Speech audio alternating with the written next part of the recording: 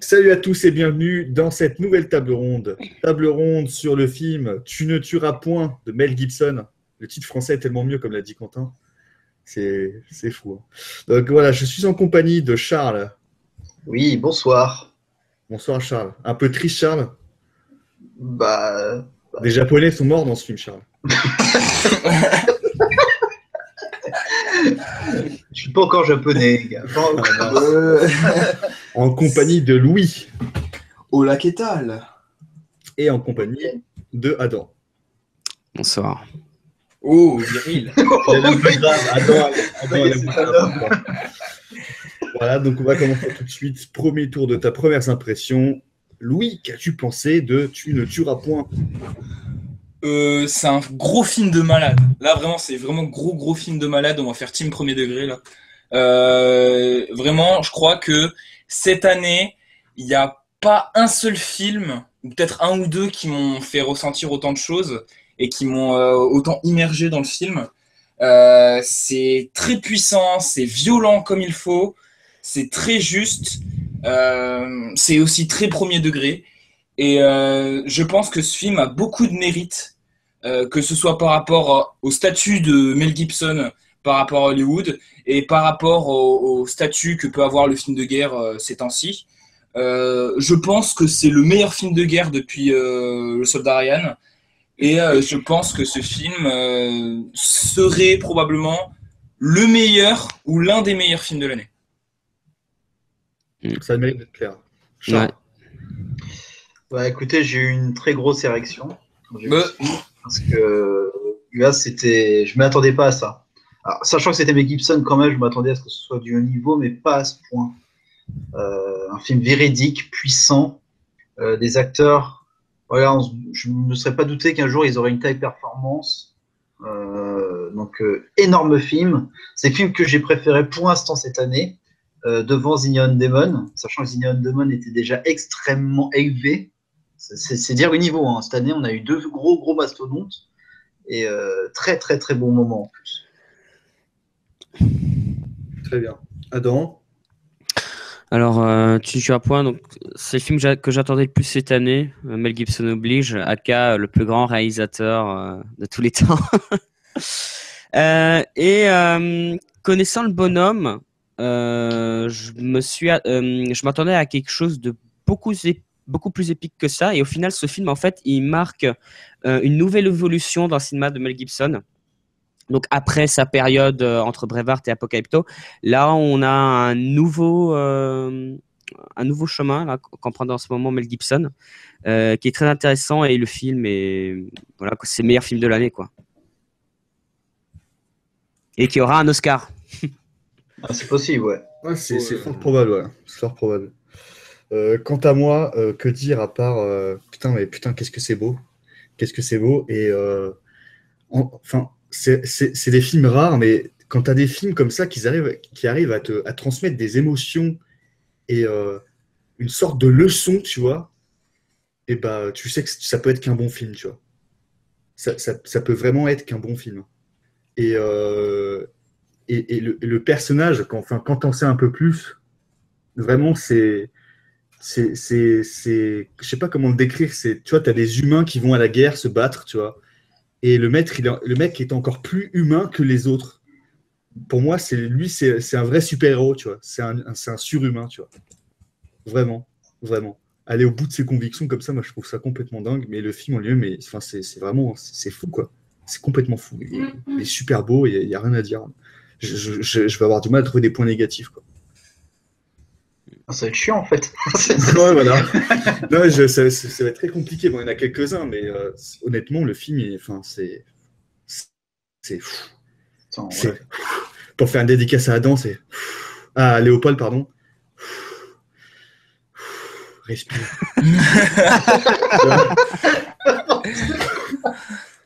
On va commencer. Qui veut nous faire un petit scénario du film? Un petit synopsis, pardon. Scénario. N'importe quoi. Vas-y, j'y vais. Allez, Charles, un petit Je synopsis. suis pas souvent là, donc autant poser ma voix et mes couilles. Bon, alors, Oxford Ridge, ou Ne tuera point en français.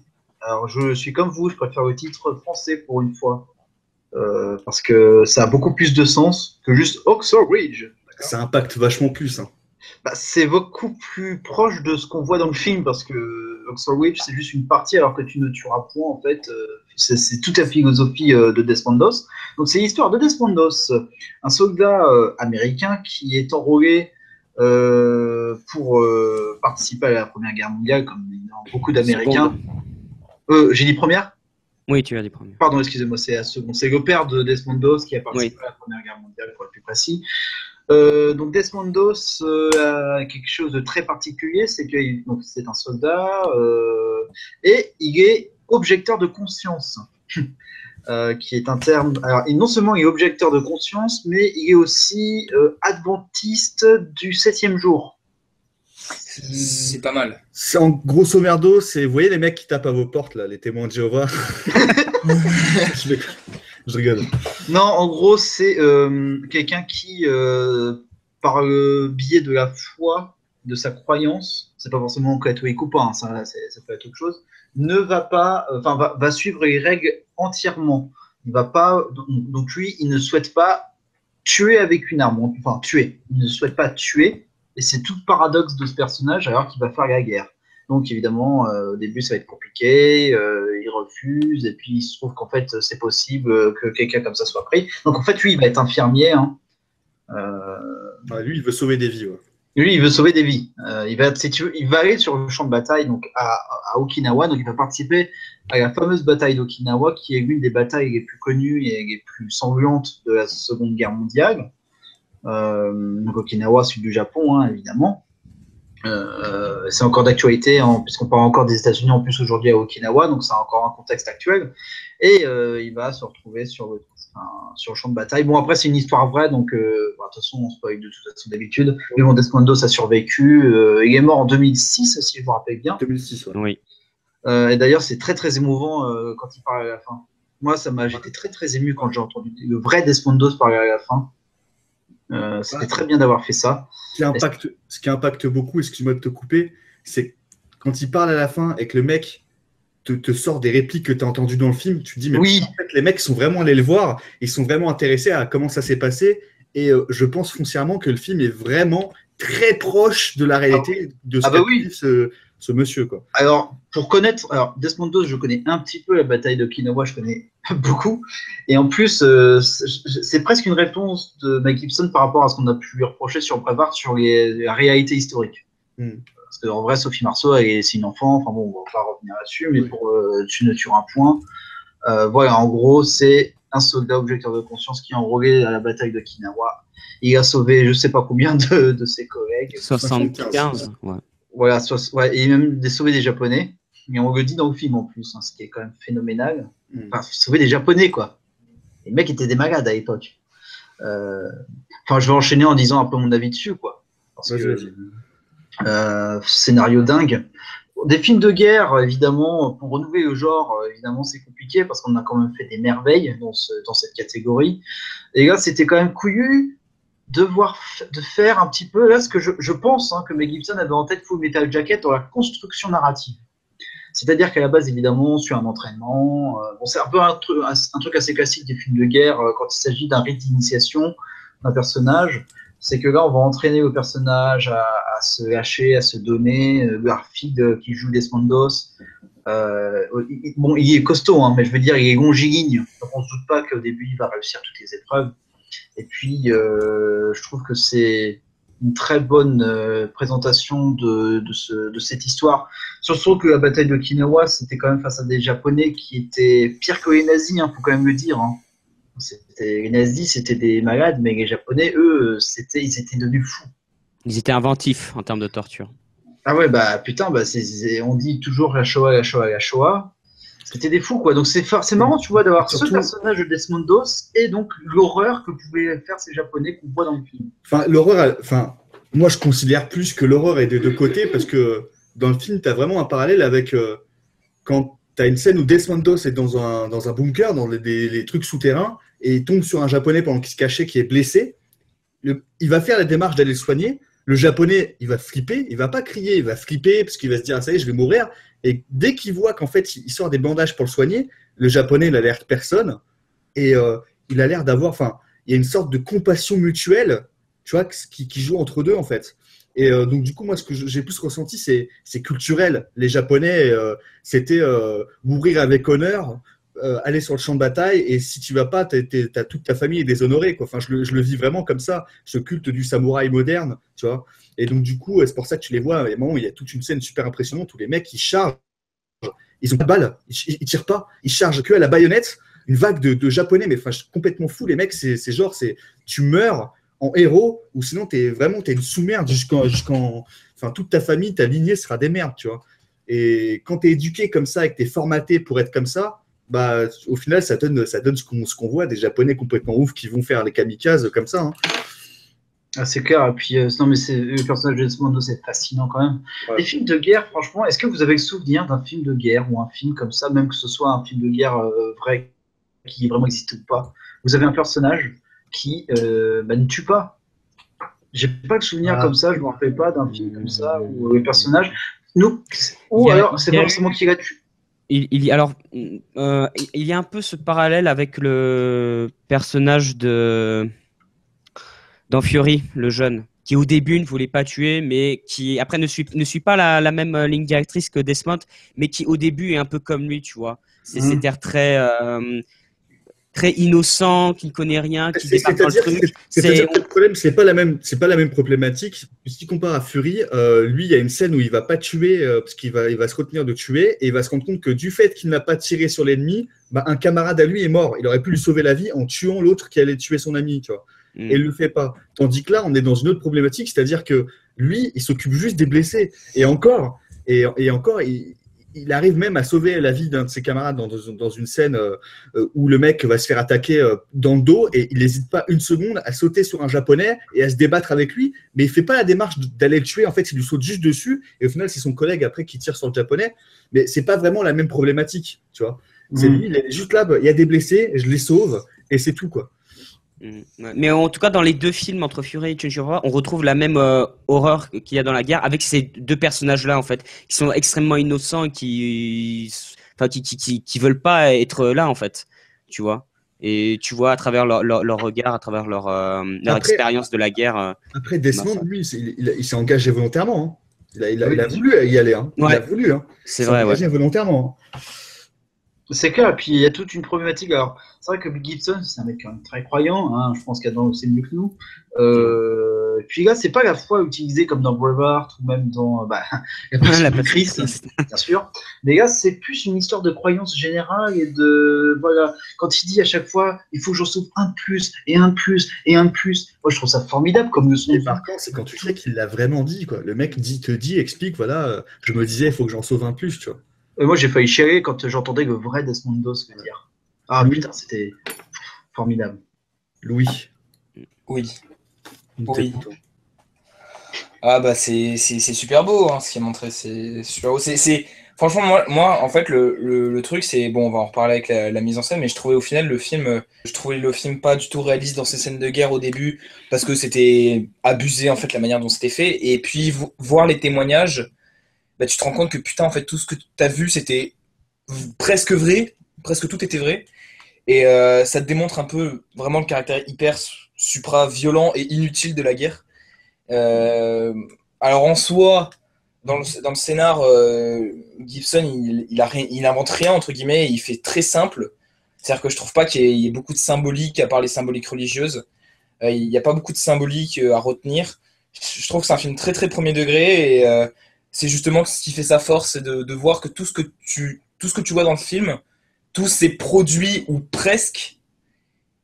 Donc c'est à la fois horrible, mais c'est aussi à la fois très très beau, parce que un mec comme Desmond Doss, putain, il en faudrait 7 milliards sur Terre. Donc c'est vraiment une superbe histoire en fait. C'est rien que l'histoire, rien que le pitch de base en fait une superbe histoire. Et au moins Gibson, contrairement à La Passion, il fait pas un gros prosélytisme religieux, donc ça va, c'est cool. Sauf le plan final, mais sinon ça va, c'est cool. Après, La Passion, c'est dur de pas faire quelque chose de religieux parce que vu que c'est un film biblique. Mais après, le truc de la passion, c'est qu'en fait, Mel Gibson était dans l'optique, il voulait faire un film qui va évangéliser des gens. Mel Gibson, il avait beaucoup de problèmes personnels et il était en très très grande dépression pendant la réalisation de La Passion du Christ. Donc c'est pour ça que le film est aussi spécial que ça. Mais ici, c'est vrai que c'est beaucoup moins, l'aspect religieux est beaucoup moins appuyé que dans ces 3 films précédents. Ensuite, ce qui est intéressant, c'est qu'en fait, le film est constitué en 3 parties. La première, où tu as Desmond Doss qui vit un peu sa vie, qui est, quand je regardais le truc au début, avec le jeu, la façon dont joue Andrew Garfield, et cette première partie est a l'air très très niaise en fait. Notamment la rencontre avec la fille, ça fait. Tu dis, ok, bon, c'est l'époque, c'est les années 40, mais voilà, ça fait très, très, très bizarre de voir ça. Mais c'est intéressant parce qu'en fait, ça vient en contraste avec ce qui vient après dans le film, avec son entraînement militaire où personne ne veut de lui parce que tout le monde pense que c'est un boulet qui sert à rien. Et ensuite, il est martyrisé, il est tapé dessus quand même. Ouais. Et encore, le truc, c'est que Mel Gibson a dit que ce qu'il montre dans le film, comment Desmond Doss se fait bisuter, ainsi de suite, c'est rien comparé à la réalité. Dans la réalité, c'était pire que ça. Hein. Il se faisait encore plus maraver que ce qu'on voit dans le film. C'est-à-dire que je pense que tu n'as pas le temps de tout montrer. On te montre vraiment après, le film est long, le film est très très long. C'est-à-dire qu'il faut attendre une bonne heure avant d'arriver à Okinawa. Mais en tout cas, le film, il prend vraiment bien son temps pour bien tout développer. Ce qui est vraiment un bon point. Et qu'est-ce que je voulais dire? Après, Louis, tu parlais de. C'est sûr qu'il faudrait 7 milliards comme lui. C'est sûr qu'il faudrait qu'on arrête des conflits, tout ça, et qu'on arrête de manger des animaux, oui, ça c'est sûr. Dans tous les cas, tu as des Japonais qui vont continuer à faire des horreurs. Au bout d'un moment, il faut bien intervenir. Donc, Desmond Doss, il en faut un comme ça. Alors, il faut savoir que l'armée américaine avait compté 3 objecteurs de conscience pendant la Seconde Guerre mondiale. Donc, c'est 3. Et s'ils avaient tous été comme ça, c'était pas possible. Enfin, il n'y aurait rien pu se passer. Donc, bon, un, ça va. Si tu en as un, c'est un infirmier. Si tout le monde était comme ça, ils n'auraient pas mené de conflit. Donc, bon, oui, c'est sûr que c'est formidable ce qu'il a fait parce qu'il a sauvé énormément de vies. Enfin, moi, je trouve que c'est aussi honorable de sauver des vies que de tuer l'ennemi. Parce qu'au bout d'un moment, l'ennemi, s'il attaque, il faut bien répondre. C'est vrai que je comprends la philosophie de Desmond Doss, mais moi, je me vois plus comme un soldat de terrain et de tuer l'ennemi. C'est surtout qu'au final, ce qu'il faut voir, c'est que arme ou pas, la peur, elle est la même. Et c'est très bien présenté parce que tu as plein de mecs qui faisaient, par exemple, le mec qui faisait de la muscu à moitié à poil quand il arrive. Ce mec-là, quand il arrive sur le champ de bataille, il se chie dessus, tu vois. Ouais. Il ne peut plus rien faire. Et arme à la main ou pas, il n'y arrive pas. Et le contraste avec Desmond, qui lui n'est pas armé et n'hésite pas une seconde à courir sous le feu ennemi pour aller chercher un mec, et même à rester sur le champ de bataille alors que toute la compagnie s'est barrée, tu vois, pour sauver les gens qui restent, tu vois. Mmh. Ouais. Et au final, il a fallu qu'il reste toute une nuit et qu'il sauve une soixantaine de personnes pour qu'il ait enfin une reconnaissance et qu'on se dise mais mec, enfin. Mais déjà, ça commence dès le début quand il est sur le champ et que les mecs le voient aller genre sans peur. Il n'en monte pas trop, mais avec beaucoup de courage et de bravoure, chercher les mecs et aider tout le monde et tout. Déjà, il est plus vu comme étant le mec qui flippe, quoi, le trouillard qui veut pas d'armes et qui veut tuer personne, quoi. Mmh. Ouais. Notamment, ce qui est intéressant, c'est que là, dans ce film, Mel Gibson ne va pas sacraliser énormément de personnages comparé à un Braveheart où à la fin William Wallace ça devient Jésus. Là, dans celui-là, c'est presque à aucun moment on le voit vraiment montré de façon très angélique où on a l'impression que c'est un envoyé de Dieu. Il y a juste deux scènes. Il y a 2 scènes qui vont lui donner un aspect un peu sacré. Mais sinon, pour tout le reste, il est assez il est assez humble. C'est-à-dire que vraiment, moi, je trouve que le film est à l'image même de la personne de Desmond Doss. Le gars, il ne s'est jamais vanté. Il n'a jamais même voulu. Il s'est jamais dit que c'était un héros. Il disait juste que j'ai fait ce que je devais à faire. Et que voilà, il était même contre qu'on fasse un film sur lui, qu'on fasse de l'argent sur lui. C'était quelqu'un de très très humble. Et je trouve que vraiment le film rend parfaitement hommage au personnage, quoi. Il y a un réel respect de la personne. Et à ce niveau-là, ouais, Mel Gibson a vraiment bien travaillé son sujet. Oui, en soi, c'est bien présenté. Enfin, et figure christique, quand on lit le verse de l'eau. Oui, quand, je parle, oui. Même à la fin, quand il est sur le là, brancard, oui. guerre, Oui. mais en même temps, elles sont pas nombreuses, mais elles sont tellement marquantes. Je vais pas dire que c'est cliché, mais tu es forcément obligé de passer par là. Quand tu as un mec qui reprend un verset de la Bible, tu ne tueras point, et qui l'applique à sa vie, à savoir, je vais aller sur un champ de bataille, je vais essayer de sauver les gens, tu es obligé de sacraliser quelque part dans quelques scènes ton personnage. Et honnêtement, j'ai pas trouvé ça. Enfin, c'est pas redondant, ils auraient pu faire des trucs à la con, genre le mec qui tue quelqu'un, faire l'autre dans le ciel, enfin, faire des conneries. Au final, non, tu vois. De très peu de scènes, c'est ouais, quand il y a de l'eau et il se lave de son sang, une sorte de purification. Quand à la fin il est blessé, il y a la scène aussi où il prie quand il est en haut et tout, il faites-moi un signe, et que là il entend les gens ses collègues qui gémissent, qui appellent au secours, qui disent médic, enfin voilà. Et là il y va, tu vois. Il y a 2-3 scènes comme ça, mais c'est pas appuyé grossier au point de exactement, c'est pas grossier, quoi. C'est pas grossier, mais en plus c'est assez fidèle. Ça va c'est un jusqu'au boutisme. Même quand tu as tes commandants japonais qui se tuent, par exemple, tu as avec connaître un le seppuku. Seppuku, ouais, avec le commando Uchijima. Alors à la fin, il faut savoir que c'est Uchijima. Évidemment, ils ne le disent pas, mais il faut le deviner presque. Moi, je me doutais parce que tu avais un commando comme ça qui était avec les autres et ils font le rituel jusqu'au bout, quoi. Il y a juste un détail que je ne sais pas, c'est que le seppuku, normalement, on ne coupe pas totalement la tête. Normalement, on laisse un bout de chair. Oui, mais c'est pas mon. Enfin, je ne sais pas si c'est dans un contexte particulier que du coup, ils devaient couper totalement la tête. Ça, j'aimerais bien voir si c'est vraiment. Est-ce que c'était vraiment comme ça ou est-ce que du coup, pour la guerre, ils faisaient un contexte différent? Ça, j'aimerais bien voir parce que c'est vrai que malgré la guerre. Après, le truc, il faut savoir, c'est qu'en fait, oui, pour couper la tête de façon à ce qu'elle pende un peu, il faut être vraiment un expert dans le maniement du sabre. Et vu qu'à cette époque-là, les soldats japonais. Enfin bon, non, c'est vrai que les hauts gradés, ils avaient un entraînement du sabre parce que c'était issu de familles nobles. Mais en tout cas, beaucoup de soldats japonais à l'époque possédaient des katanas, mais c'était des katanas industriels que leur filait l'armée, quoi, pour avoir au cas où ils voulaient se suicider. Donc peut-être qu'à ce moment-là, bon, après, il faut se renseigner là-dessus, parce qu'après le film, il est pas du point de vue japonais. Il reste du point de vue de Desmond Doss, oui. qui, c'est ça qui est intéressant, c'est en fait, à aucun moment on va montrer que l'armée américaine, lors de la scène de bataille, à aucun moment tu vas voir d'un côté les gentils et les méchants. Moi, ce que j'ai vu, c'est une masse qui s'entretue. Ouais, que ce soit chez les Japonais et les Américains. Parce que quand tu vois les Américains qui les crament, ils sont en train de les massacrer, c'est horrible, tu vois. Et à aucun moment, on va donner du crédit à l'armée américaine pour ce qu'elle a fait. Elle a massacré énormément de personnes. Il n'y a pas un grand drapeau américain derrière Desmond. Tu vois, c'est pas ce film-là. Et d'ailleurs, ce qui rajoute, il y a une scène très importante, c'est au début, quand ils arrivent là, pour la première fois sur le champ de bataille, et qu'ils voient défiler devant eux tous les camions avec tous les cadavres, tous les mecs blessés et tout.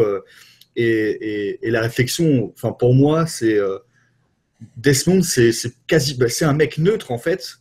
Et dans cette guerre où le but c'est de tuer, il y a tellement de tueries des deux camps qu'avoir un mec qui souhaite pas tuer et seulement sauver des vies, bah ça fait pas de mal en fait. Tout simplement, il y a déjà tout le monde qui tue. Pourquoi un de plus ou un de moins, qu'est-ce que ça change, tu vois? Bah c'est particulier. Bah, ça aurait été marrant de voir le point de vue des Chinois. Je sais pas, ça aurait été fait par des Chinois, ça n'aurait absolument pas eu la même symbolique. Les Japonais, tu veux dire? Non, les Chinois, parce que les Chinois, ils subissent des atrocités des Japonais. Donc, t'imagines ouais. comment les Américains. T'imagines comment Mel Gibson fait ce film. Bah, Donc, c'est intéressant de voir le très point de vue de chacun. difficile. Je pense que on peut avoir la même chose en Europe en ayant un film du point de vue des Allemands, parce que bon, il faut se dire que tous les soldats n'étaient pas des nazis, SS.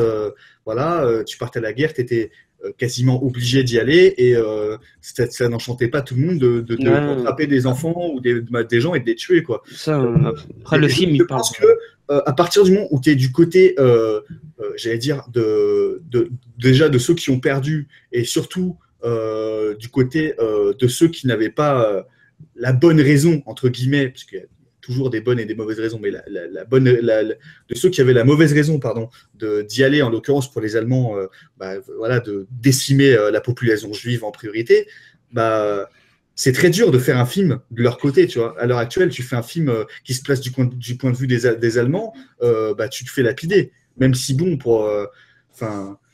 en l'occurrence, oui, mais c'est pas, la chute, c'est pas pareil. Si tu suis Adolf Hitler, c'est plus historique. Je veux dire, un vrai film de guerre, tu vois, où tu suivrais un soldat allemand lambda, un mec qui n'a rien demandé à personne et qui se retrouve au milieu de cette guerre en train de tuer des gens, tu vois. Je veux dire, j'avais déjà entendu ça, et mon grand-père me l'avait répété il y a pas mal de temps, avant qu'il disparaisse, pas à lui. Et je ne sais pas si c'est une citation, donc je vais le dire, mais je pense que c'est une citation de quelqu'un. Et en fait, il me disait, la guerre, c'est des gens comme toi et moi qui vont se battre, alors qu'ils n'ont rien demandé, pour des gens qui demandent la guerre, mais qui, eux, après, vont être autour d'une table et limite se parler tout à fait normalement, sans aucun danger, tu vois. Oui. Et c'est ça, en fait. Tu vois, foncièrement, en fait, je sais pas, je me suis un peu perdu dans mes propos. Non, mais c'est un rapport de pouvoir, tout simplement. Voilà. Et donc, pour en revenir là-dessus, c'est des deux côtés, tu as des gens qui ne demandent rien à la personne et qui vont se battre tout de même s'ils sont, entre guillemets, du mauvais côté, tu vois. Ils sont forcés de le faire, et ils le font parce que ils se disent, je risque ma vie, et si je tue pas ce mec-là me tuera, et vice-versa. Et c'est comme ça que ça fonctionne. Et bien sûr, après, bon, tu as des soldats qui, eux, sont complètement azimutés. Et ça, c'est dans tout, c'est partout. Hein, c'est partout. Hein. Il y a, dans toutes les armées, tu as toujours des gens qui sont... moi, je dirais pas, il y a des gens qui sont au niveau des SS, mais tu as toujours des gens qui prennent un plaisir à faire des choses où les autres, ça les rebute, et ils font ça pour la survie, tu vois. Enfin bref, donc tout ça pour dire que chez les Allemands, chez les Japonais, chez les Américains, partout, il y a des gens qui n'ont rien demandé à personne et qui étaient là seulement parce qu'ils étaient forcés de le faire, quoi. Ouais, mais bon, après, scénaristiquement, ce film-là est très, très, très, très, très, très loin de la trilogie La Condition de l'homme, qui est le film de guerre référence de tous les temps. C'est la trilogie avec Tatsuya Nakadai, qui joue un soldat, en fait, qui est comme Desmond Doss enrôlé contre son gré, bon, sauf que le personnage de Nakadai va le tuer. Et c'est pareil, tu vois en fait l'horreur, le sentiment, dire mais pourquoi est-ce que mon pays m'a enrôlé comme ça. Bon, là, c'est du point de vue japonais, mais c'est du point de vue objectif japonais. C'est pas... Donc, scénaristiquement, c'est sûr que ça peut pas l'atteindre, mais c'était bien d'avoir cette vision de Mel Gibson sur un film de guerre, parce que bon, Braveheart, quelque part, ils font la guerre aussi, donc on peut considérer que c'est un film de guerre en partie. Que là, c'était plutôt cool. C'est-à-dire qu'à la fois le film est à la fois classique, l'histoire est assez classique, mais c'est la façon de traiter l'histoire qui paraît originale. Je dis toujours pareil. Si quelqu'un a quelque chose à rajouter, je pense qu'on peut faire une bascule sur la réal. Juste, je voulais dire que pour moi, en fait, Gibson, il invente rien en fait avec son histoire. Hein. Vu que c'est une histoire à prendre complètement premier degré et que genre c'est vraiment un héros qui est singulier et qui restera singulier, puisque de toute façon il n'y avait que lui pour faire ça. En fait, je pense, là, on va basculer dans la réalisation, et je pense que c'est le plus important parce que je pense que ce qui compte sur ce film, c'est pas tant ce qui nous montre et ce qui s'est passé, puisque bon, on le sait à peu près, c'est vraiment la façon dont Gibson l'a montré. Alors, dans le scénario, il aurait pu le traiter, ça c'est vrai, et ça par contre c'est un point positif, il aurait pu le traiter de manière très religieuse, avec son prosélytisme presque habituel, et parfois très nanardesque. Je repense encore une fois à la Passion du Christ avec je l'ai revu récemment avec tu vois les slow dans Tu ne tueras point, t'as Andrew Garfield qui shoot dans une grenade en slow-mo. Dans la Passion du Christ, t'as le corps du Christ en bouillie qui tombe en slow-mo. Tu vois, c'est pas la même. Et en fait, c'est là que tu vois que même s'il y a ce dernier plan de Tune Point qui m'a fait tiquer un peu, le reste, il n'y a pas un drapeau américain, il n'y a pas une volonté de mettre une constitution, il n'y a pas une volonté de mettre même une Bible en plein milieu. Il y a quelques détails par-ci par-là, mais là, Gibson, il s'affranchit vraiment de ses principes moraux, puisque c'est vraiment ses principes aussi. C'est presque très proche de Doss, hein. Il est très très religieux, lui. Ouais. Et franchement, je trouve que c'est très très intéressant. Donc, du coup, même s'il y a quelques petits endroits où il aurait pu même carrément l'enlever, je trouve que Gibson a fait l'effort, lui, au moins, de s'affranchir de ses principes pour traiter cette histoire. Et donc, c'est tout à son honneur. Voilà. Non, mais même quand tu regardes la filmographie de Gibson, c'est toujours en lien avec sa propre histoire. Hein. Je crois que quand tu regardes, et celui-là, il va en lien, c'est justement Gibson qui essaie de remonter la pente, qui essaie justement de se refaire accepter par Hollywood, qui recherche une rédemption. Donc, ouais, c'est pour ça, après La Passion du Christ, il était traité comme un antisémite, comme un antisémite, et le gars, en fait, il était en mode, ouais, c'est pour ça, genre, en gros, il cherchait une sorte de côté bestial, et le gars, qu'est-ce qu'il fait? Il sort apocalypto, quoi. Donc, ouais, le gars, il ressemble à ses films, et son état d'esprit ressemble à ses films. Alors, c'est vrai que son film, ça se voit qu'il manque parfois un peu de budget, dans le sens où, en gros, la partie trop limite niaise et supra-réaliste, type rom-com de la première heure, bah, qui tranche beaucoup trop en fait avec le film de guerre. Je crois qu'il voulait faire quelque chose d'un peu plus démesuré dans sa première partie, puisque de toute façon il a dit lui-même qu'il voulait 100 millions, il lui en a accordé 40, parce que voilà, il était blacklisté. Et puis aussi le rated R. Et bah, déjà, ce qu'il fait avec 40 millions... bah, voilà, enfin, c'est quand même une illustration formidable de ce qui se passe à Hollywood et même dans notre société. Hein. T'as des mecs comme Woody Allen, comme Polanski. Alors, je vais pas crier au complot à un soir. Oh, les juifs dominent le monde, blablabla. C'est comme par hasard des personnes qui ont fait des atrocités et qui sont pas des personnes avec des bons mœurs. Ils ont aucun problème. Par contre, Polanski, il a des problèmes. Hein.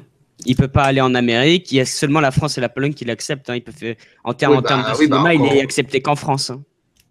Oui, mais bon, ça n'empêche pas de vivre. Enfin, je trouve qu'il est quand même plutôt bien. Alors que Mel Gibson, donc le mec, il a fait une remarque. Il était bourré, il me semble, quand il avait sorti. Bon, et on l'a lynché pour ça. Alors que t'en as plein d'autres qui ont sorti des atrocités quand ils étaient bourrés ou même pour déconner sur les Noirs, sur les Asiatiques. Et ils ont rien parce que c'est la communauté. Je dis bien la communauté extrémiste juive, pas la communauté juive en général, on s'entend bien, qui gueule dès que quelqu'un a écouté ça. Donc Mel Gibson, on lui est tombé dessus, et c'est une injustice au possible. Donc je trouve que le monde du cinéma, de toute façon, bon, c'est un monde de requins et de personnes. Pour réussir, c'est impossible de réussir en étant tout gentil, tout mignon. C'est faut être consanguin.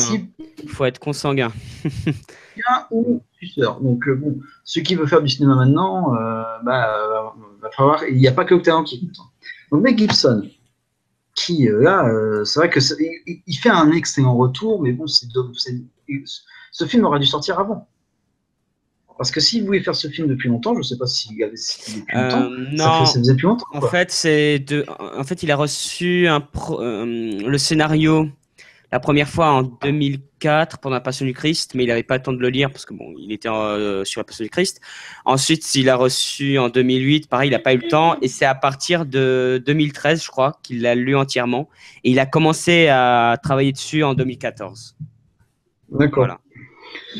Mais voilà, donc aujourd'hui, peut-être que maintenant il est plus blacklisté, mais bon, c'est quand même une hypocrisie incroyable, mais c'est vrai qu'on vit dans un monde démesuré. Moi, en plus, je vois, surtout en ce moment, je vais pas expliciter pourquoi, mais parce que c'est un peu professionnellement personnel, mais c'est quand même des choses de malade qui se passent dans ce milieu. Donc, c'est bien d'avoir fait ce retour de la part de Mel Gibson. Parce que même Area qui fait, enfin moi c'est plus Area qui m'a marqué, plus que l'histoire je la connaissais, voilà c'est touchant, c'est plus Area qui m'a. Ouais. Ah, il a une mise en scène très particulière, Mel Gibson. Particulière, non, je suis pas d'accord. Enfin, elle est marquante. Enfin, tu remarques tout de suite, c'est du Mel Gibson. Il a vraiment sa propre patte. Par rapport à Braveheart, c'est sûr, tu vois beaucoup de ralentis, de grands plans, de plans iconiques. Sa façon de filmer l'action, en fait. Il y a un truc, ouais, ce que j'allais dire, il y a un truc qui est très intéressant avec lui, surtout là, c'est très remarquant là, sur ce film de guerre. c'est qu'il a une manière de filmer qui est immersive. C'est-à-dire que là, il y a plein de scènes, à partir du moment où la caméra n'est pas focus sur Desmond, mais sur ce qui se passe sur le champ de bataille, elle est très checky, ça tremble beaucoup. Et en sortant du film, j'ai fait la réflexion, mais putain, en fait, je me voyais dedans. Mais en fait, c'est totalement ça, parce que pour moi, les mouvements de caméra, ça faisait comme si tu étais à la place de. Enfin, c'était toi sur le champ de bataille, et ça explose de partout, tu sais même plus regarder, tu trembles, tu as peur. Et vraiment, la manière dont il a filmé, ça m'a fait ressentir ça, en fait. Ça explosait de partout, des mecs qui se font démembrer. Tu regardes, à peine un mec, t'as pas le temps de voir un mec mourir, que ça explose de l'autre côté, il y en a un autre, ça tremble. Et vraiment, j'ai trouvé cette manière de filmer, pour une fois, bien employée et ultra immersive, quoi. Moi, je trouvais pas que ça tremblait tellement. Par exemple, quand tu prends les scènes, moi j'ai trouvé magnifique. C'est beaucoup de scènes, en fait. C'est très tremblant, moi, je trouve. Ouais, il est peut-être surdécoupé, mais moi, je trouvais l'action extrêmement lisible. Et notamment, cette scène, je la trouve magnifique. Tu sais, quand tu as les soldats américains et japonais qui se foncent dessus, et le choc entre les deux, avec ce travelling arrière, entre justement les deux rangées de soldats, qui est incroyable. Tu vois, même au niveau des mouvements, c'est très dynamique. On voit chaque petit détail de chaque action, quoi. C'est vraiment, il arrive à embellir, non pas embellir, mais à rendre beau d'une certaine manière, en fait, la guerre, quoi, visuellement. C'est-à-dire, tu fais, putain, même si c'est quelque chose de bestial, tu vois une horreur, mais tu dis, putain, c'est la façon dont c'est montré. Tu te dis, ouais, le mec a travaillé dessus, il a pensé à l'avance comment il va filmer ces scènes-là, et ils sont vraiment très, très bien foutus pour le coup. Ah, puis même l'horreur, quoi. Enfin, tu vois les mecs sans jambes, sans membres. Oui. C'est fou. Moi, je pense que la seule mise en scène cette année qui était aussi immersive, c'était celle de The Revenant. Alors elle, c'était carrément même total, hein, et c'était le but du truc. Mais là, genre dans un film de guerre, je crois même moi, j'ai jamais vu ça en fait. C'était vraiment au cœur du truc, mais au cœur de l'horreur. Et en même temps, il y avait une sorte d'antithèse dans le sens où tu avais des images qui étaient super belles pour des actions horribles. Genre les mecs, genre t'as des mecs qui. Je repense encore à ce plan, mais d'Andrew Garfield qui shoot dans la grenade en soi, genre elle explose sur lui, le gars il vole à l'extrême et tout, il se défonce son genou, il a plus de jambes à moitié et tout. Et le gars il est en slow-mo en train de valdinguer en arrière, alors qu'en fait il vient de se faire exploser par une grenade à moitié. Je sais pas, il y a une manière quand même de filmer qui est digne d'un vrai esthète, et genre. C'est fou quand même qu'un réal qui n'a pas touché à une caméra entre guillemets depuis 9 ans revienne, et tranquillou presque, avec plus de 2 fois moins de budget qu'il ne le voulait, il te ressort un film comme ça. Genre à l'aise, il s'en fout le mec. Genre il déballe tout ce qu'il veut, il déballe les idées visuelles de malade, et surtout tu perds jamais le fil de son idée de mise en scène. C'est-à-dire que c'est toujours hyper immersif, et toujours tu resteras dans l'immersion. Et dans la première partie, ça sera toujours le même ton, c'est-à-dire une sorte de ton un peu cotonneux, un peu niais, un peu voilà, genre presque naïf et tout. Et le gars d'un coup il passe dans l'horreur extrême dès la première scène de bataille. Et surtout la première scène de bataille, tu vois, le mec il arrive, il perd jamais son temps. Genre il arrive. Ça va directement. C'est très important. C'est ça le truc dont je voulais parler. C'est que tu as beaucoup de films de guerre où tu vas suivre un groupe avec un personnage principal, tu vas suivre un groupe, et le groupe va un peu survivre, et au passage, aller sur le trajet, on va en perdre un, puis on va en perdre un autre. Ouais. Mais là, en fait, tu suis le groupe avec lequel il est, mais dès le début, ça tombe dans ouais, ça tombe dans tous les sens, et puis surtout ça tombe de manière très violente. Voilà, et tu vois, enfin, tu entrevois la réalité de ce qu'était cette guerre, et de ce que peut être une guerre, quoi. C'est pas, enfin, tu sais, on a tendance à dire ouais, c'est du cinéma, c'est du film et tout. Non. Et là vraiment, tu vois, des personnages que tu as suivis au début, donc tu commences à connaître un petit peu. Ça tombe à gauche, à droite, mort violente, balle dans la tête, genre les balles qui fusent partout. Et voilà, c'est pas seulement, tu sais, t'as beaucoup de personnages, bon, là dans le film, t'en as aussi. T'as beaucoup de films de guerre où, comme je te dis, t'as ce petit groupe que tu suis, et puis ceux que tu vois mourir, c'est un peu des personnages type, ce que j'appelle des sans-visage, des figurants ou des gens qui sont là et oh, il est mort violemment et tout, mais tu sais pas qui c'est, et voilà, c'est juste un mec parmi d'autres qui va mourir. Et là, vraiment, dès le début, tu as des personnages avec qui tu as fait connaissance au début pendant à peu près 1 heure. Et là, bim, ça commence en quelques secondes, bim, bim, c'est les Surtout que c'est très violent. C'est genre la première scène, c'est un mec qui se prend une balle dans la tête, qui traverse son casque et puis ensuite qui s'en prend une rafale dans le bide, quoi. Ouais. Il s'en fait une rafale partout, tu vois ses os. Tu t'y attends tellement pas. C'est genre, tu vois le truc, j'étais en mode wow, direct. C'est en mode wow, ok, c'est le mec qui perd pas son temps, quoi. C'est genre, s'il y en a qui se sont emmerdés pendant la première heure. Mais là, pendant la deuxième, je pense qu'ils auront pour leur titre. Après, nouveau réal, il y a un truc qui m'a un peu dérangé par contre, c'est le budget. Il y a des scènes où tu sens clairement que ça sent le fond vert. Quoi. Les bateaux les bateaux ou les scènes où ramènent beaucoup de mecs au bord de la falaise, mais tu sens qu'en fait, il n'y a pas de falaise, tu vois. Et c'est un peu flouté, mais tu sens le fond vert. C'est un peu dommage, mais c'est... Ouais, tu sens quelques manques de budget, quoi. Ouais. Je n'ai pas senti. Par contre, oui, tu parlais de il n'a pas touché une caméra depuis 10 ans, c'est incroyable ce qu'il fait. Enfin, Tarkovsky, Kubrick, c'est des réalisateurs. Mais entre. Mais voilà, là, tu compares à Tarkovsky, Kubrick, quoi. Voilà, genre. Pourquoi Gibson ne sont pas de la même trempe? Tu compares bien, quoi. Voilà, Gibson, il est qu'à sa 5e, je crois, ou 5e film. Ça veut rien dire. 5e ou pas, il y en a d'ailleurs premiers, ils ont fait des choses de malade. Hein. Je te rappelle, Orson Welles, c'est Citizen Kane. Mais si tu vois des mecs qui sont pas là depuis 10 ans, mais je pense que ils sont encore des passionnés, ils sont encore capables, ils ont des idées qu'ils ont gardées, même s'ils savent pas encore que ça sera pour un film dont ils n'ont pas encore idée. Ça veut rien dire. Tu sais, c'est des mecs qui ont de toute façon leur sens, ils ont leur propre ligne directrice personnelle que Gibson applique et qu'il avait déjà appliqué avant. Donc moi je trouve que c'est totalement cohérent. Oui. Et après il fallait le faire parce que surtout que le mec avait quand même pas mal de pression, je trouve. Hein. C'est quand même pas commun de se faire blacklister pour des idées religieuses. Si. Déjà, c'est pas commun à Hollywood et de revenir comme ça. C'est pas commun quand tu t'appelles Mel Gibson. Mel Gibson, c'est pas un faux cul. Donc si tu veux, lui, il fait pas exprès de retenir ses paroles ou quoi. Lui, c'est un bonhomme, quoi. C'est un mec viril. Il va pas se cacher ou il va pas faire des courbettes. Beaucoup, quoi. Ouais. Moi, ce que je trouve intéressant, c'est en fait dans la manière sa manière immersive en fait dans les scènes de bataille, la technique qu'il a utilisée, il a voulu tellement rendre les batailles immersives que les explosions en fait qu'on a dans le film, elles étaient réalisées durant le tournage, même c'était pas, on ne rajoutait pas des effets numériques par dessus pour rendre les explosions plus grandes. Parce que normalement quand tu fais des scènes d'explosion lors des tournages, tu fais des petites explosions qui vont faire un peu de fumée. Là, pour le coup, il a utilisé des vrais trucs. Bon, alors après, c'était des engins explosifs qui étaient calculés pour faire en sorte que ça ne blesse personne. Donc, en fait, il y avait des matériaux non nocifs dans le sens qu'ils ne vont pas blesser les acteurs. Mais du coup, l'acteur était vraiment dans le truc, quoi. C'est tout pété autour d'eux, avec la même violence. C'était en fait, en termes d'explosion, c'était de la même violence. Donc, tu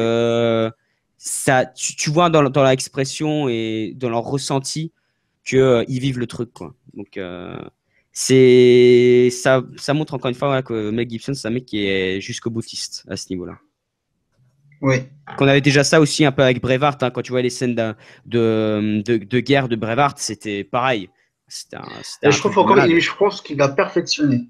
Parce que Braveheart, c'était. La différence avec Mel Gibson, il jouait dans le film. Donc je pense que vous ne voyez pas tout, tu vois, mais il n'y a aucun reproche. Hein. Il avait même l'Oscar pour réel. Pour Braveheart. Alors que là, dans Une nature en point, c'est vrai que les détails, les micro-détails que tu pouvais percevoir, tu sais, au super ralenti dans Braveheart, où tu voyais bien que c'était du chiquet. Bon, c'est un peu normal, hein, on va pas tuer les gens pour de vrai. Dans Une nature en point, c'est très précis. Hein. Surtout qu'on ne sait plus la même époque. Hein. Braveheart, c'était 95. Oui, les caméras ont changé, oui, ça c'est. Mais quand même, hein, c'est d'un réalisme qui est fou. Alors en soi, les maquillages peuvent paraître pas grotesques, mais genre un peu abusés, mais putain. Enfin, je trouve pas, hein, même les maquillages. Genre en gros, ce qui m'avait choqué, genre, c'est choquant, mais genre dans le bon sens, c'est genre, tu vois, genre le premier meurtre justement. Genre, en gros, t'as un gars qui se lève de terre, qui hurle, puis non. l'autre, il crie, etc. Et genre, en gros, quand il se prend une rafale de balles, ben, tu vois ses os et tout, genre, Ah oui. comme si ça dépeçait sa peau et tout.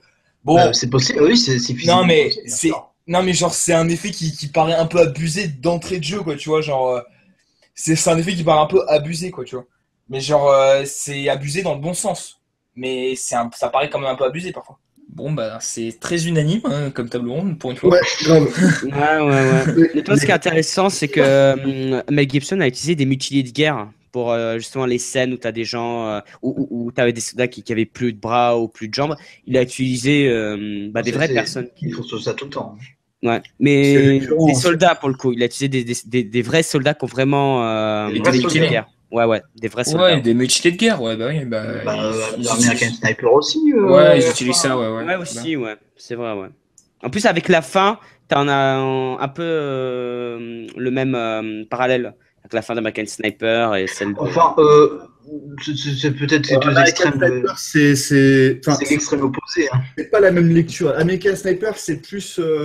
Je considère qu'American Sniper, mais plus sur le haut, j'allais dire, sur une estrade.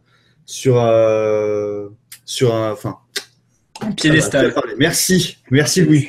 Mais plus sur un piédestal le personnage que Mel Gibson ne le fait avec son film. Et surtout, le film en lui-même de Clint Eastwood, il est légèrement plus patriote, même s'il dénonce certains trucs comme le stress post-traumatique. Ce que fait aussi, tu ne tueras point, Oui, avec le père de Desmond qui clairement est en souffrance psychologique. Et ça, à ouais. l'époque, c'était pas du tout vu. Et dans le film, on t'en parle comme un mec fou et alcoolique, quoi. Alors que le mec, clairement, il a un stress post-traumatique dû à la Première Guerre mondiale et la mort de ses amis, quoi. Oui. Ouais. En plus, tu sens aussi l'inspiration de Mel Gibson par rapport à son propre père, hein, qui était un gars assez violent et très ancré dans la religion aussi. Mm. Mais ouais, mais c'est vrai que le père de Desmond Doss, enfin les scènes qu'il y a avec lui, notamment lorsque tu as Desmond qui prend l'arme de son père et qui le braque, où tout d'un coup, en fait, ce personnage qui est, tu sais, qui est un peu un connard, qui maltraite sa famille, tout d'un coup, tu as tellement de pitié pour lui que c'est. Voilà, que tu commences à t'attacher à ce personnage, malgré son côté très irrespectueux envers sa famille. Sinon, est-ce que vous avez des choses négatives à dire? Moi, j'ai des petits trucs, mais c'est du pinaillage, hein. C'est vraiment du pinaillage. Non, bah non.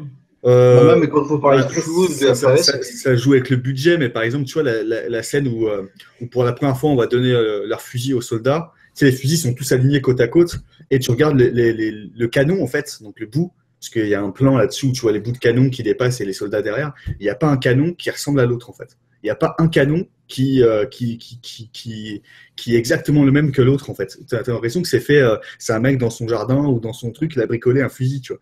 Ça m'a fait un peu bizarre, mais sinon, à part ça, honnêtement, ça, est ce que j'ai dit tout à l'heure avec un peu les fonds verts que j'ai ressenti, le film, il n'y a rien à dire, la réalisation, il est très bon, quoi.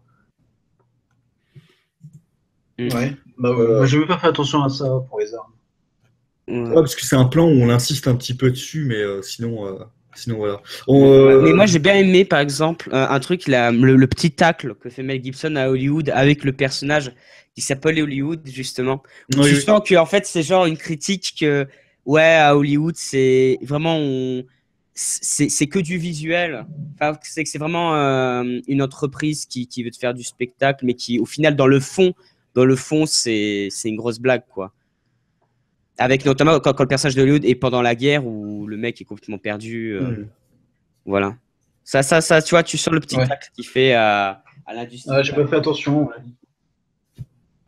Vous voulez parler des personnages avant la musique ou comme vous voulez, les gars. Peu importe. Bon, on va parler des personnages tout d'abord. Ouais. Des acteurs, tout ça. Louis, t'écoutes. Oui, voilà. Ok. Moi, j'avais envie de vous poser une question. Est-ce que vous ne trouvez pas ça formidable de voir enfin Vincent Vogue jouer un rôle, mais putain, qui joue bien pas une comédie de merde, tu vois. Ouais, c'est vrai, ça fait. j'étais surpris de le voir, quoi. Je me suis dit, putain, ouais, pour une fois, ça va, tu vois. Pour une fois, il est dans un bon film et il joue plutôt bien en plus, tu vois.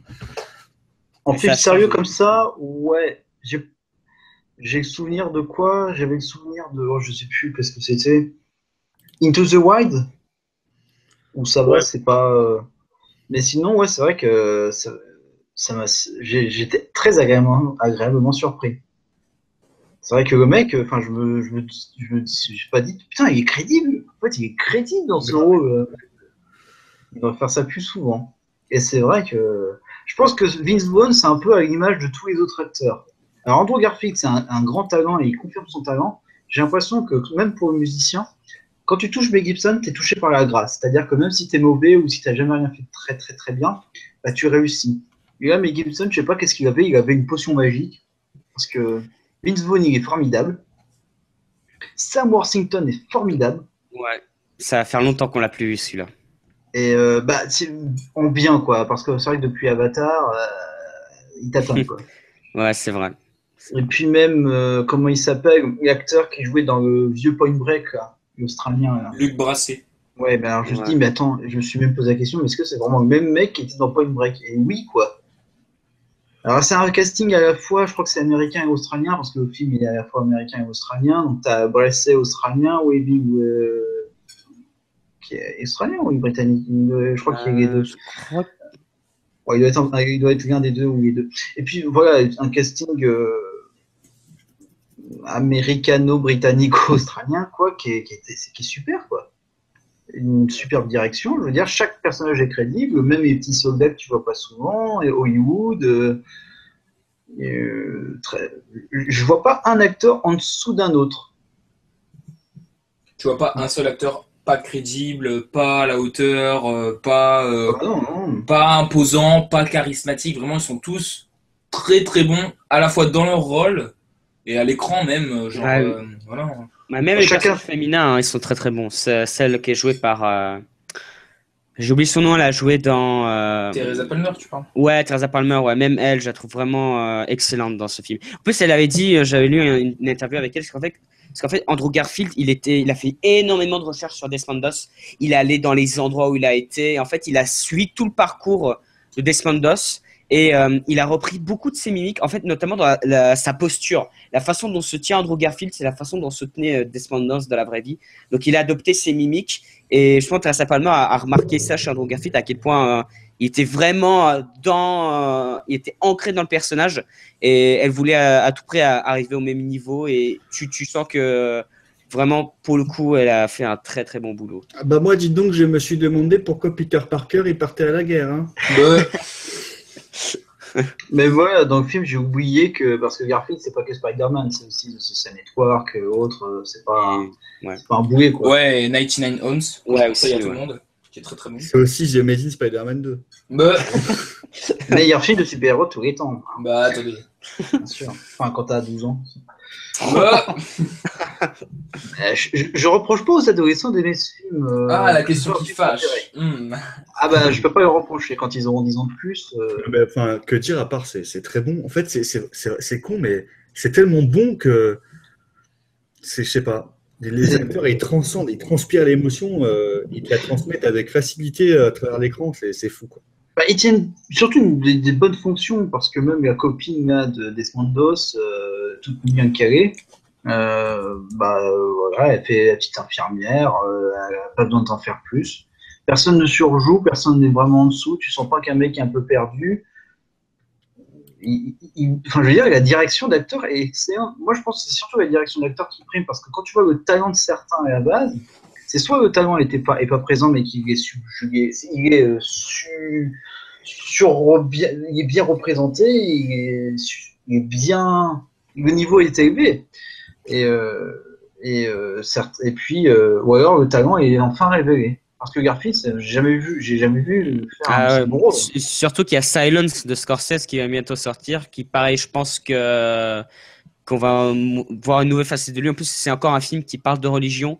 Et là, pour le coup, je pense qu'il y a de fortes chances qu'il soit nominé aux Oscars, plus pour Silence que pour Tu ne tueras point. Ah, attends, on n'a pas vu Silence. Non mais, On l'a pas vu. Mais Silence, il sortira au moment des Oscars. non mais tout ça pour dire que En vrai, le gars, il est vraiment. Je le pensais pas quand même jusqu'au boutiste dans ce rôle. C'est-à-dire que le gars, il a quand même presque quitté. Il a quand même. C'est une des raisons pour lesquelles il a quitté sa copine quand même pour faire ce film et tout. Donc il s'en bat les couilles en fait. Et il s'est renseigné, genre voilà, comme t'as dit. Pourtant, c'est la Stone. Ouais, voilà. Et donc, du coup, le gars, il s'est renseigné, mais vraiment à fond dans le rôle. Presque, genre, c'est le rôle de sa vie, et presque, il veut que ce soit le rôle de sa vie. Donc, je trouve ça assez ouf comme démarche. Et quand tu vois DiCaprio, en fait, dans son rôle par exemple, de Hugh Glass, il va pas copier des mimiques, il va pas copier des styles, etc. Il va faire sa composition en fonction de la thématique du film, en fonction du style d'Iñárritu. Et là, il fait carrément vraiment le travail de changer presque son timbre de voix, de changer sa façon de parler, parce que je l'ai trouvé beaucoup plus lente que d'habitude. Quand tu l'écoutes dans Social Network ou même dans les Spider-Man, il parle de manière très très vite. Oui. Et là, il paraissait beaucoup plus calme, beaucoup plus détendu. C'est pour ça il transpirait cette façon d'être un peu niais, un peu naïf, mais en même temps d'être posé, sage.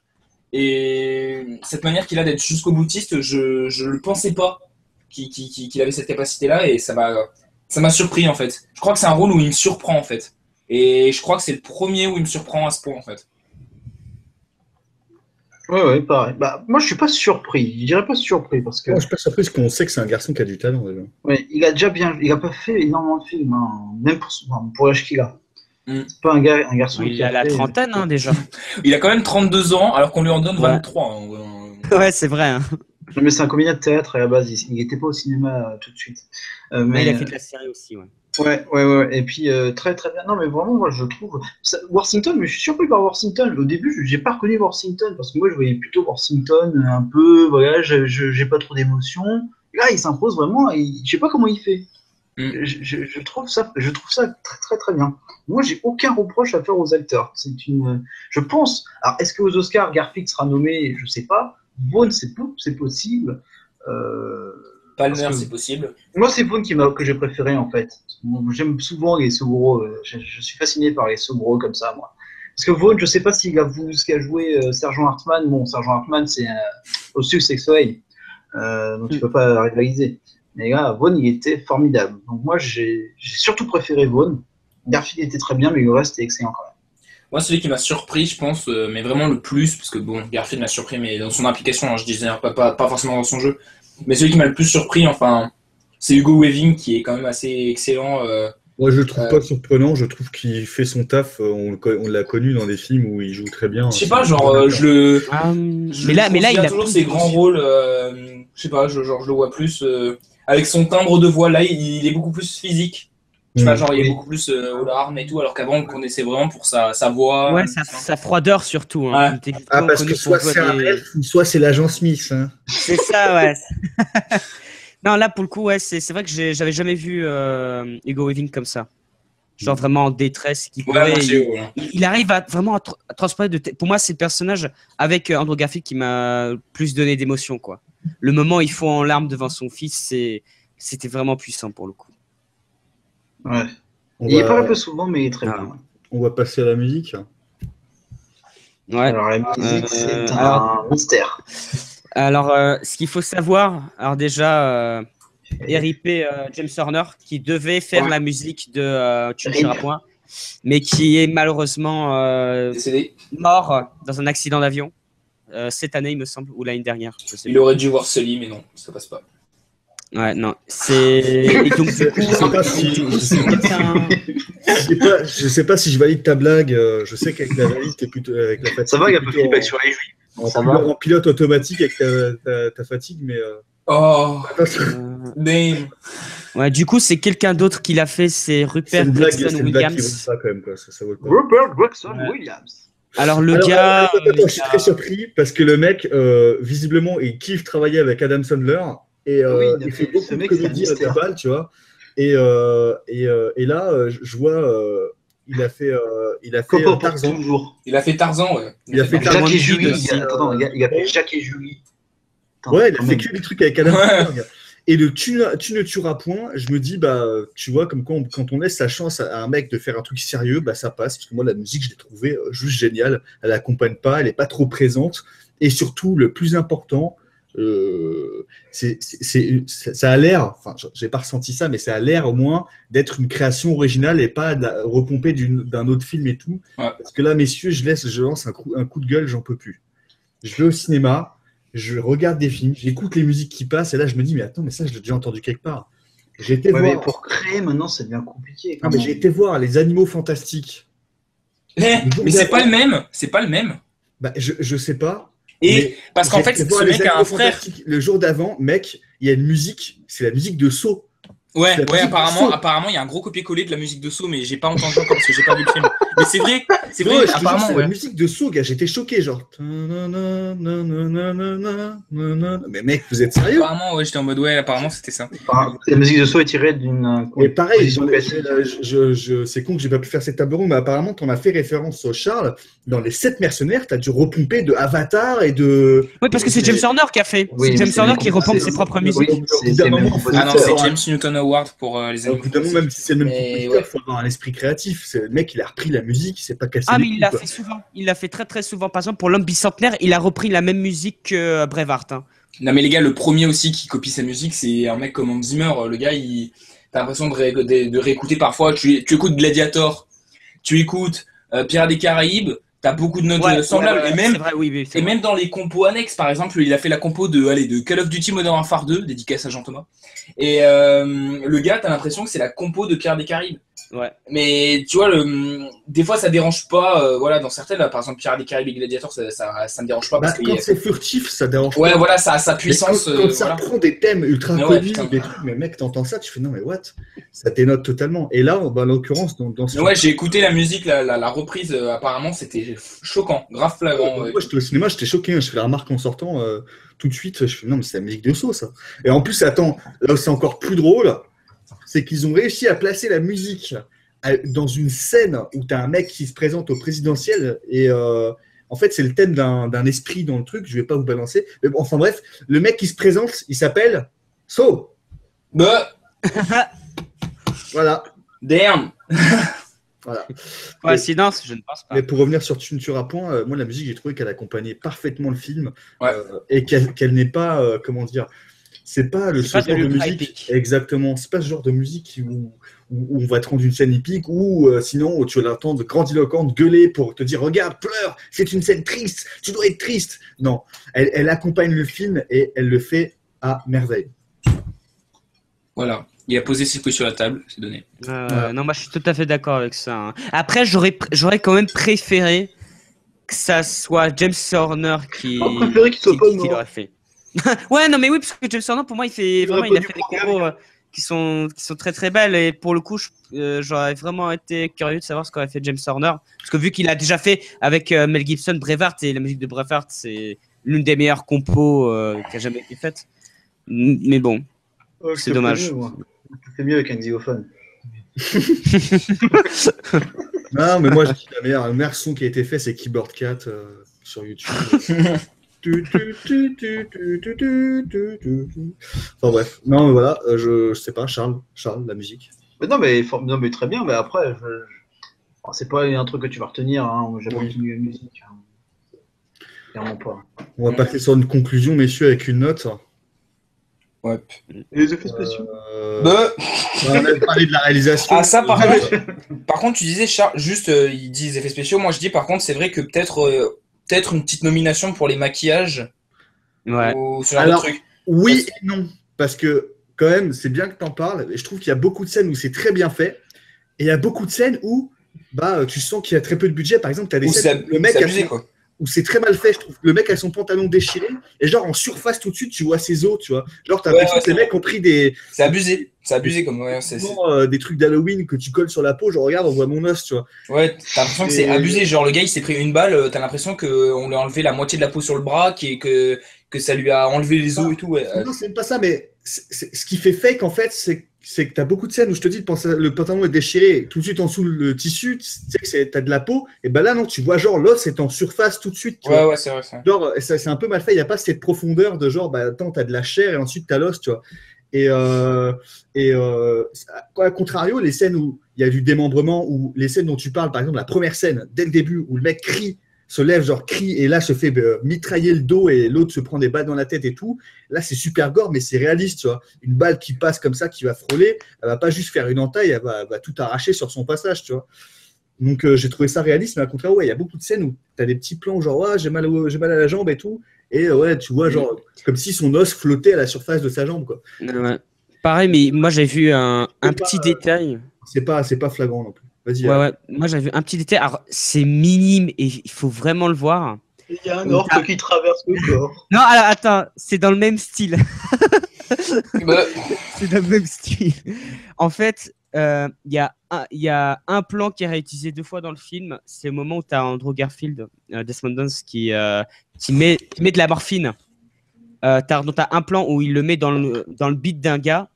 Et tu as un deuxième plan, en fait, il doit le mettre dans le bras du gars. Sauf qu'en fait, c'est le même plan, sauf qu'il a été mis à l'horizontale pour faire croire qu'il l'a mis qu'il le pique dans le bras, mais ça dure c'est ultra rapide. Et c'est pas moi qui l'ai vu, c'est un pote à moi.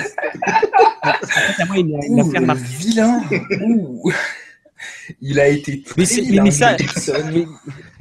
Mais après, je dis ça, mais c'est juste genre anecdote inutile en mode oh, il y a 2 fois le même plan dans le Il film. est pas très gentil, le Mel Gibson. Voilà. Mais sinon, voilà, Bon, là, c'est du travail d'arabe, ça. le monteur, Bon, ouais. on va valider toutes les vannes, ok, allez. Non, je ne cautionne pas. Wouh. Allez. Bon, ça va, mon meilleur ami s'appelle Mohamed. Hein, ça va.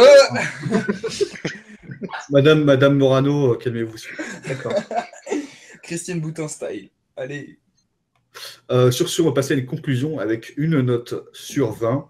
Et j'ai envie tout d'abord d'écouter Adam. Je sais pas pourquoi j'ai écouté d'Adam là. Ouais. Putain, meilleur film de l'année. Allez, 19,8 sur 20. C'est quoi? Voilà, Et parce que Mel Gibson, parce que tout un tas de trucs, c'est... Et j'enlève 0,2 points parce que je préfère vraiment Mel Gibson sans barbe, quoi. Non, j'enlève 0,2 points parce que ce n'est pas... Pour moi, c'est pas le meilleur de Gibson. Pour moi... Putain, c'est-à-dire que le meilleur, je lui mets combien? Bah 20. Oula, bah oui, Braveheart, c'est 20. 1,23,5. Braveheart, c'est un 20 sur 20, tu vois. Non, pour moi, il serait en 3e position. Avec au-dessus, il y aurait La Passion du Christ et Braveheart. Voilà. Ok. Louis. Ouais. Bon, que dire de plus, si ce n'est que c'est le film que vous devez aller voir, pas forcément des animaux fantastiques à la con là ou quoi, là, des conneries en CGI. Vous devez aller voir un vrai film avec de vrais héros, voilà, pas des conneries Marvel non plus. Vous devez aller voir de vrais films, et donc du coup, Tu ne tueras point, c'est l'un, si ce n'est le meilleur film de l'année, un film qui est en passe de devenir culte ou classique selon moi. Je sais pas si c'est le meilleur Gibson, ça on le verra avec le temps, mais ce que je peux vous dire, c'est que là, c'est un vrai film qui m'a mis en PLS, quoi. Donc, si vous voulez vraiment ressentir quelque chose devant un vrai film, allez voir Tu ne tueras point 1, 2, 3, 4 fois. Ça fera jamais de mal, puisque bon, ça me dégoûte un peu de voir le film un peu bidé en France. Voilà. Donc, mais comme tu le dis, oui, c'est vraiment un film de cinéma qui pose de réelles questions de cinéma. Ça, je vais oublier de le préciser, mais il y a une scène où, en fait, cette scène te prouve que Mel Gibson a compris le langage cinématographique. C'est la scène lorsque Desmond Doss fait un face caméra au spectateur et il commence à demander à Dieu où est-ce qu'il est. Et ouais, en tant que spectateur, mais tu es tellement... Tu te sens tellement impliqué. Vraiment, il s'adresse à toi, voilà, il y a le double regard. Ouais, voilà, et toi, en tant que spectateur, tu commences à te poser cette question, où est Dieu, justement? C'est pour ça qu'il y a un vrai, il y a un vrai question. Il y a un vrai rapport à l'image, parce que c'est pour ça que je dis vraiment un vrai film, parce qu'il y a un vrai rapport à l'image. C'est pas juste un film classique de guerre comme tout le monde peut pas tout le monde, mais comme certains peuvent en faire. Il y a des films random de guerre, même si j'en connais pas tellement. Mais là, on a un vrai rapport à l'image, on a une certaine évolution par rapport au genre. C'est-à-dire que ça ressemble pas à 13 Hours, ça ressemble pas à Soldat Ryan, c'est d'un autre niveau, c'est d'une autre grammaire cinématographique. Donc c'est un film qui est très important parce qu'aussi il est singulier en termes de cinéma. Donc c'est vrai qu'il y a des techniques de cinéma qui sont utilisées dedans, qui sont importantes et qui reflètent parfaitement le cinéma qu'on a aujourd'hui. Mais voilà, du coup, c'est pour ça que c'est important. Il faut vraiment aller voir ce film. Voilà, c'est vraiment, il y a un message, c'est aller voir le film. Voilà. Et la note, du coup, tu mets quoi comme note? Je mets 18,5. Allez, 18,5. 18,5. Charles. Je suis Charles.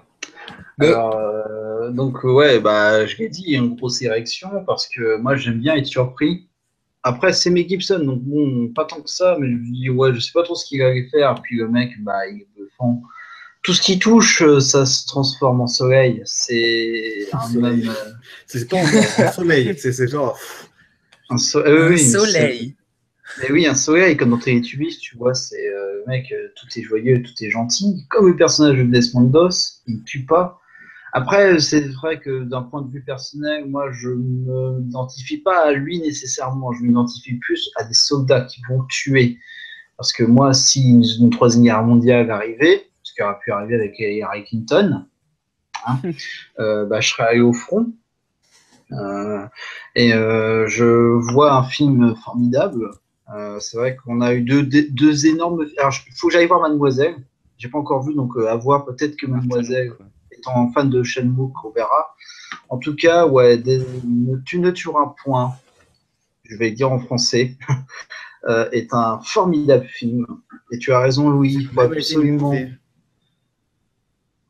Tu veux que je me dire en français, je fais la traduction. D'accord. Non, Louis a raison. S'il y a un film à voir en ce moment, c'est certainement celui-là. Il faut dire que j'en ai pas vu beaucoup d'autres en ce moment. Donc je peux pas trop dire, mais en tout cas, film américain. Parce que Neon Demon, c'est un film qui a tellement rien à voir qu'en fait, c'est difficile de comparer.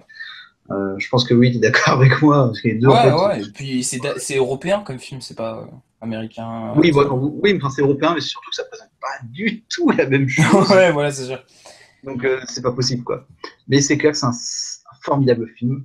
Et l'année dernière, l'Australie nous avait fait un bon effet avec Mad Max. Cette année, l'Australie et les États-Unis nous font bon effet avec Tu ne tueras point.